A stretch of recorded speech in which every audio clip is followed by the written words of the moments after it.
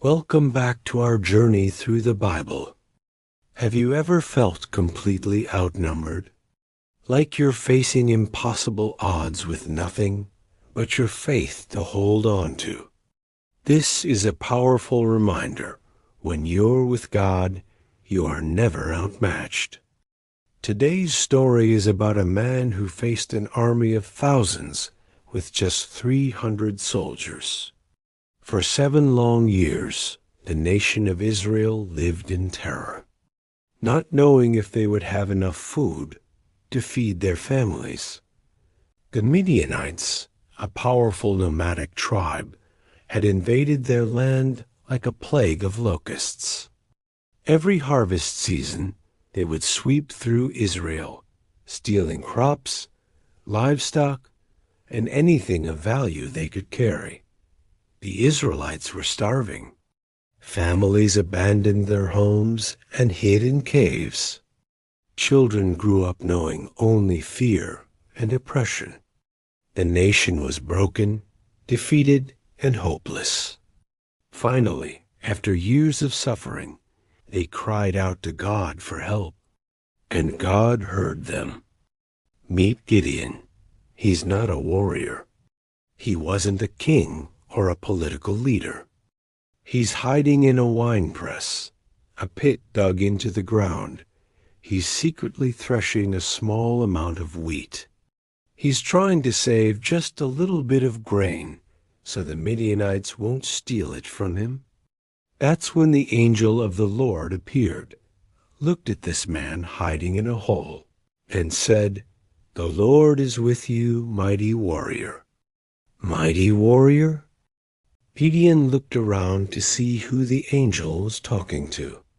If the Lord is with us, why has all this happened? Where are all the miracles our ancestors told us about? God didn't debate with him. Instead, he gave him a direct mission. He told him to use his strength and save Israel. Gideon immediately protested. He saw himself as small, insignificant, and completely unqualified for the job. Even his clan was the weakest of the tribe. God's response was simple and powerful. "I will be with you." Gideon heard and understood and took a leap of faith. He sent out a call to arms across the nation of Israel. To his surprise, 32,000 men showed up, ready to fight for their freedom. Across the valley, the enemy camp of the Midianites stretched as far as the eye could see. They were numerous as locusts, with camels that were too many to count. God said something that shocked Gideon. "You have too many men." To Gideon, this didn't make any sense.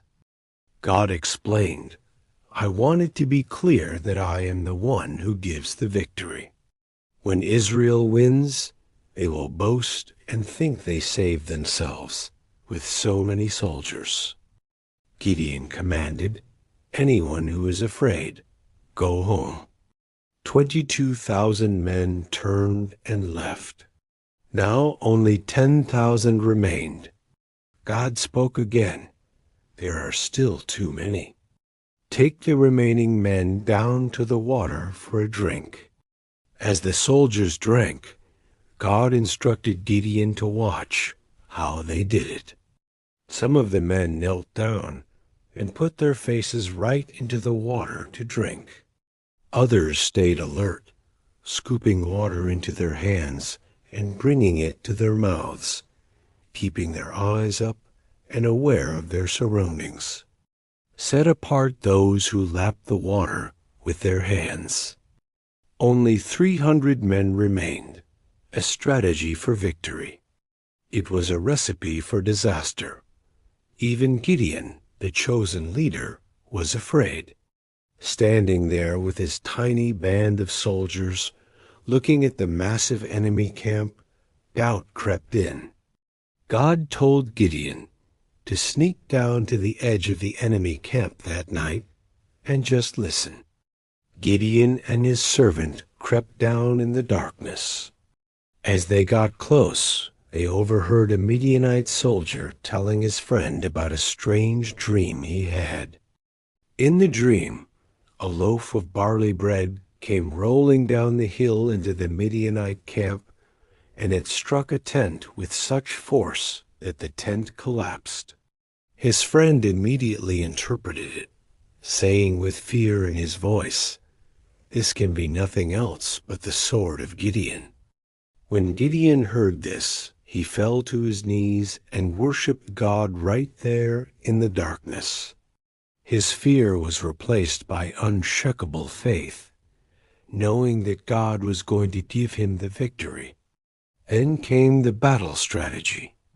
Gideon didn't give his 300 men swords or shields or spears. It was unlike anything you've ever heard. He gave them trumpets, empty clay jars, and torches hidden in the jars. The plan was completely unconventional and brilliantly simple. Surround the camp on 3 sides. When he gave the signal, they were all to blow their trumpets, smash their jars so the torches would suddenly flare up, hold the torches high, and shout a single battle cry. In the dead of night, the 300 men moved into position, surrounding the sleeping army. Then the signal was given. 300 trumpets blasted through the silent night. 300 clay jars shattered at the same moment. 300 torches blazed to life in the darkness, appearing on all sides. And 300 voices roared in unison, shouting a sword for the Lord and for Gideon. The Midianites woke up in panic and chaos. They were surrounded by noise and light, making them think they were being attacked by a massive army. In the confusion and the darkness, they couldn't tell friend from foe. God threw the entire army into confusion, and they began fighting and killing each other. As Gideon's 300 just stood their ground, they held their torches high, blew their trumpets, and watched as God won the battle. The Midianite army destroyed itself, and the survivors fled into the night, with the Israelites pursuing them to complete the victory. It's a powerful lesson about how God still works in our lives today. Your feelings of inadequacy, your weaknesses, your past failures, they don't disqualify you from God's calling. Make room for God when you know you can't do it on your own. In our lives, things might get stripped away, our resources, our support systems, or our carefully laid plans. It can be painful and scary. It's to show you that He is a source of strength. Your success in life doesn't ultimately depend on your talent, your connections, or your own hard work. It depends on your reliance on God. If you're looking at a situation in your life, in your finances, your health, your family, and it feels impossible, maybe what you had has been reduced. Fewer resources, less support, smaller numbers. I want to encourage you always. Whatever battle you're facing today, stand firm. God is on your side, and you are never, ever outnumbered, outmatched, or defeated. Not by might, nor by power, but by my Spirit. Trust that the Lord is with you. Thanks for watching today. If this story encouraged you, please hit that like button and subscribe for more content that builds your faith. See you next time.